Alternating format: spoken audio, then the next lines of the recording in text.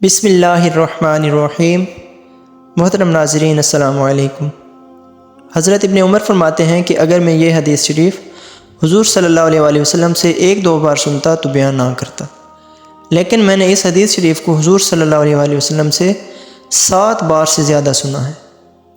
میں آپ صلی اللہ علیہ وسلم سے فرماتے ہوئے سنتا ہوں کہ بنی اسرائیل میں کفل نامی ایک شخص تھا جو کسی قسم کے گناہ سے نہیں بچتا تھا۔ ایک عورت اس کے پاس اپنی ضرورت کے لیے آئی تو اس شخص نے اس شرط پر 60 دینار دے دیے کہ اس کے ساتھ بدکاری کرے گا۔ جب یہ شخص بدکاری کے لیے اس عورت کی طرف مائل ہوا تو عورت کانپتی ہوئی رونے لگی۔ اس شخص نے کہا، تو کیوں رو رہی ہے؟ میں نے تیرے ساتھ زور زبردستی کا معاملہ تو نہیں کیا۔ عورت نے کہا، ایسا تو نہیں کیا، لیکن میں نے زندگی بھر ایسا عمل کبھی نہیں کیا، مگر آج سخت ضرورت نے مجھے اس کام پر مجبور کیا ہے۔ عورت کی بات سن کر کفل پر زبردست اثر ہوا اور یہ کہہ کر عورت کو چھوڑ دیا کہ اب میں اللہ کی نافرمانی کبھی بھی نہیں کروں گا۔ اسی رات کفل کا انتقال ہو گیا اور صبح کو اس کے دروازے پر یہ لکھا ہوا تھا، ان اللہ قد غفر الکفل، بے شک اللہ نے کفل کی مغفرت فرما دی۔ سبحان اللہ۔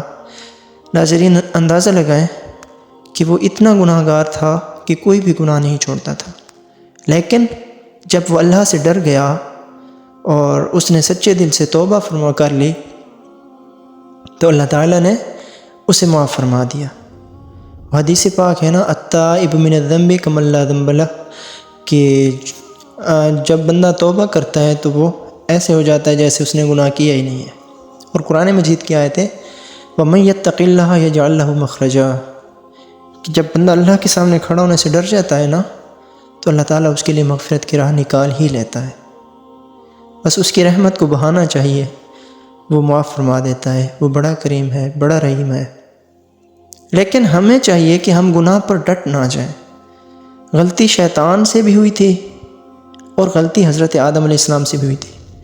شیطان سے کون سی غلطی ہوئی؟ اللہ نے جب فرمایا آدم کو سجدہ کرو تو اس نے کہا میں نہیں کرتا، اب غلطی ہو گئی تو اس کے بعد شیطان نے کیا کیا؟ بجائے اس کے کہ معافی مانگتا اس پہ ڈٹ گیا، کہتے میں اس کو کیوں سجدہ کروں؟ خلقتنی من نار وخلقتہ من طین، اللہ سے کہتا ہے کہ آپ نے مجھے تو آگ سے پیدا کیا ہے، آدم کو مٹی سے پیدا کیا، میں اس سے افضل ہوں، میں کیوں سجدہ کروں؟ غلطی کی، پھر اس پہ ڈٹ گیا تو اس کا نتیجہ کیا ہوا؟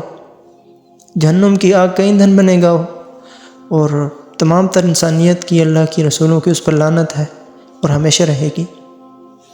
اور دوسری طرف آدم علیہ السلام سے کون سی غلطی ہوئی؟ جو فوربیڈن ٹری تھا، جو اللہ نے منع کیا تھا کہ یہ نہیں کھانا، حضرت اماں حوا اور حضرت آدم علیہ السلام، ان سے غلطی سرزد ہوئی، انہوں نے کھا لیا تو اس کی سزا کیا ہوئی؟ اللہ نے جنت سے نکال دیا۔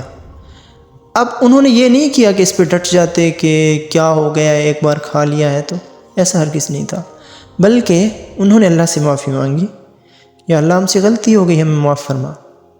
اور جب سچے دل سے انہوں نے معافی مانگی تو اللہ تعالیٰ نے ان کو معاف فرما دیا۔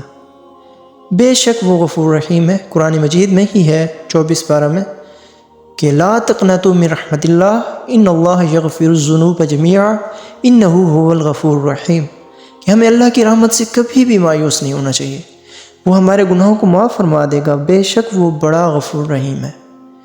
تو ناظرین، اس لیے ہم انسان ہیں، خطا کے پتلے ہیں، اگر کوئی غلطی سرزد ہو جاتی ہے تو بجائے اس کے کہ اس پر ڈٹ جائیں، بلکہ نادم و شرمندہ ہو کر اس کے حضور گڑ گڑا کر معافی مانگیں، وہ بڑا غفور رحیم ہے، معاف فرمانے والا ہے، وہ معاف فرما دے گا۔ اللہ تعالیٰ ہمیں عمل کی توفیق دے اور ہمیں اپنے گناہوں پر نادم و شرمندہ ہو کر سچے دل سے توبہ کرنے کی توفیق عطا فرمائے۔ آمین ثم آمین۔ ملتے ہیں انشاءاللہ اگلی ویڈیو میں، تب تک کے لیے اللہ حافظ ناصر۔